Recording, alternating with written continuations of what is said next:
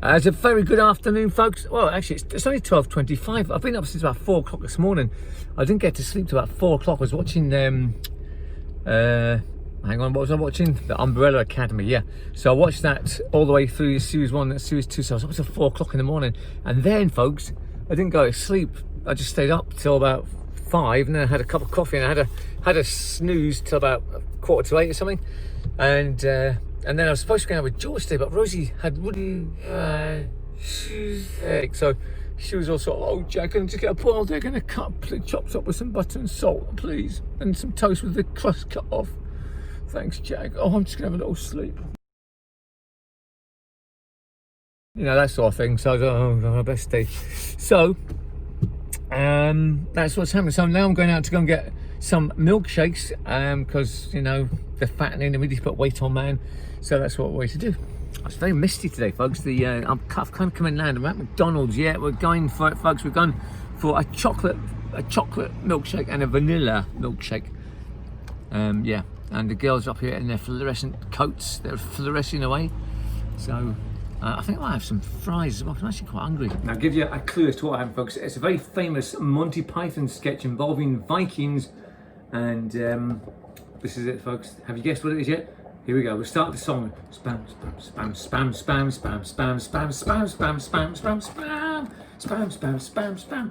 Oh, so have you got any spam? Yeah, the Vikings. Remember in the cafeteria, they're looking for spam, and they all start singing spam, spam, spam.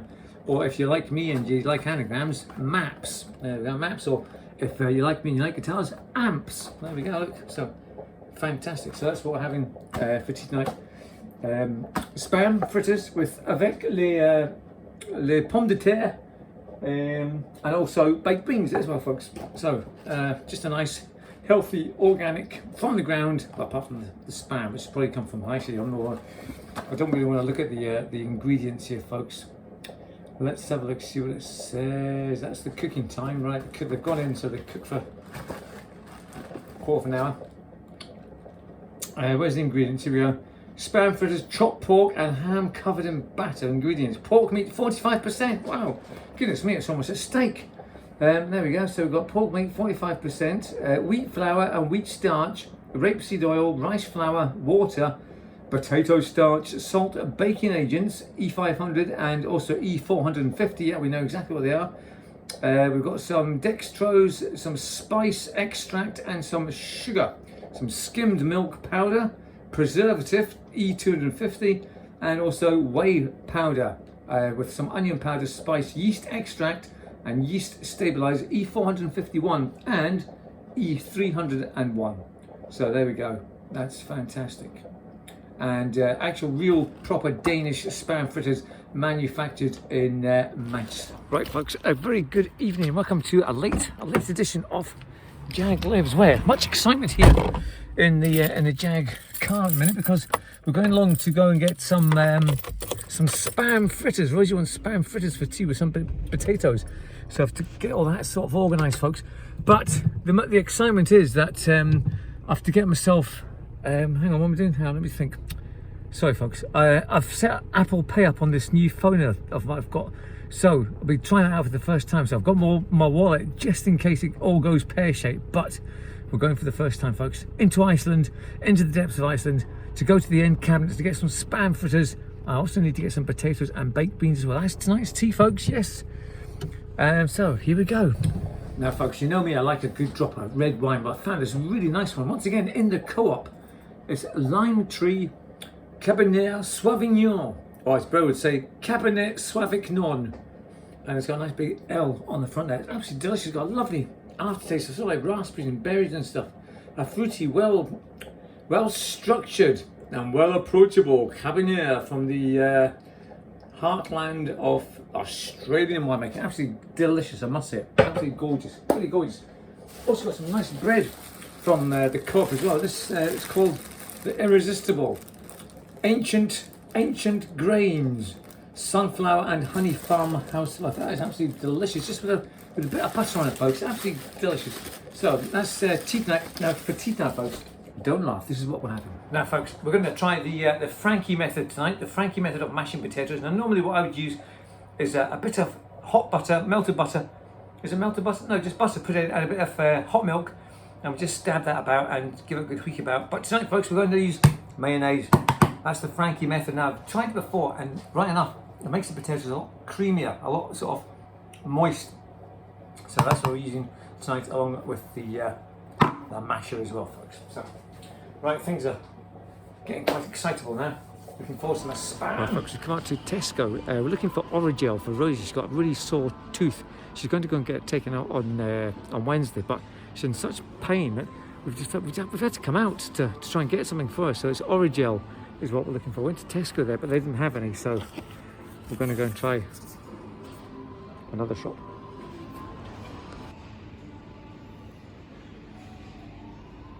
Right, folks, that's us back from our exciting trip to Asda and Tesco. Unfortunately, we didn't get what we wanted for Rosie, but however, I got this, folks.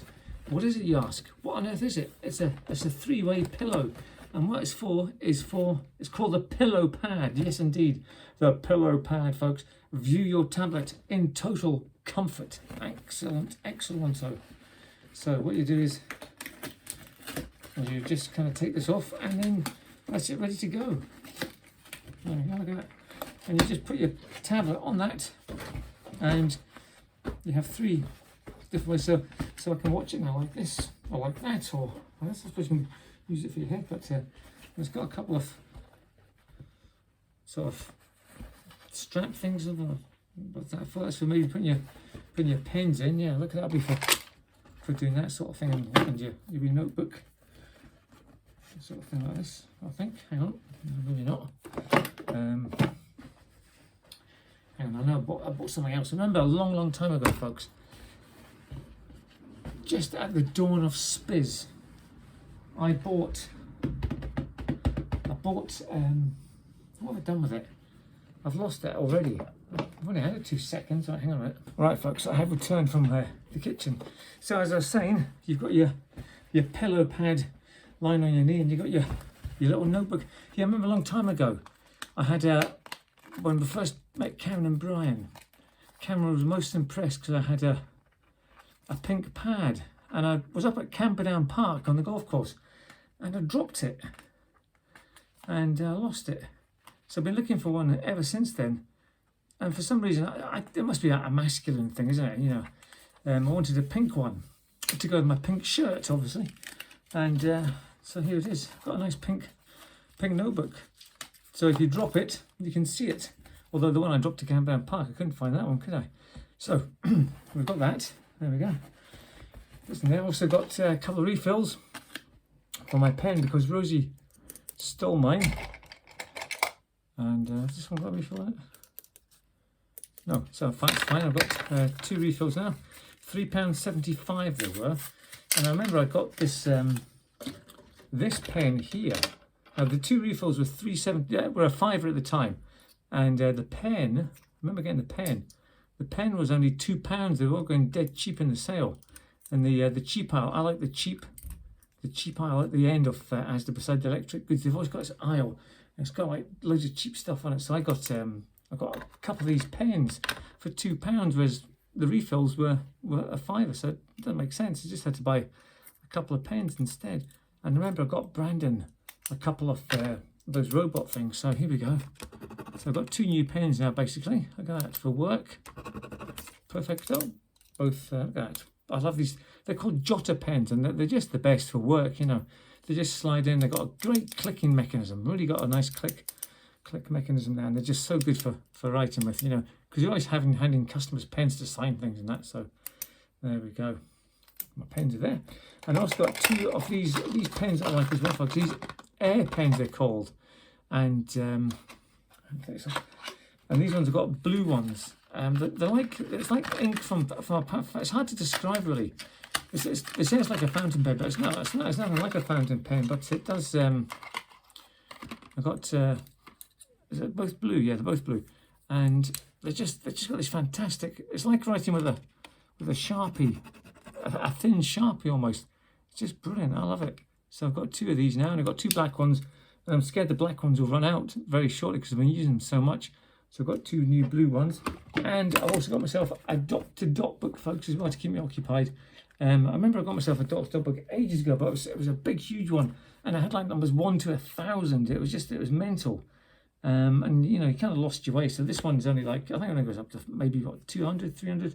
So that's perfect, and it's that'll do for my nice ink pens. I've actually got these other ones that I like, the ones Frankie and I sort of were arguing about. He said his were the best, and I said mine was the best.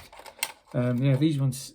Is that it? No, that's a fountain pen. No, I'll come across it, folks, and there's a nice gel one there. Look, that's a good gel one. It's got a lovely clicking mechanism. I like that one. It's got a nice flowing gel that writes really smooth out. That's a good pen. That I like that.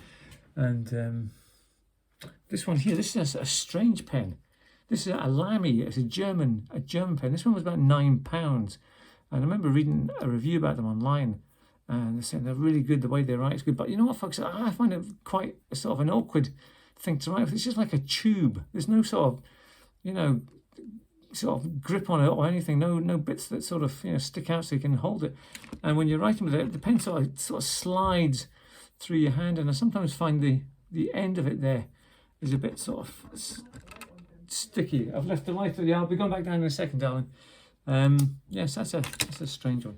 Anyway, well, I've just got stuff, man. Great. Okay, time for bed now. It's only 8 o'clock, folks, but I didn't really get much sleep last night. I stayed up till 4 o'clock watching the Umbrella Academy, and then I had a little sleep. I woke up for about 5:30 and went down and had a cup of tea and a cup of coffee, and that was me sort of awake again, lying there watching the football highlights. So right, we're gonna go and try this out now, folks.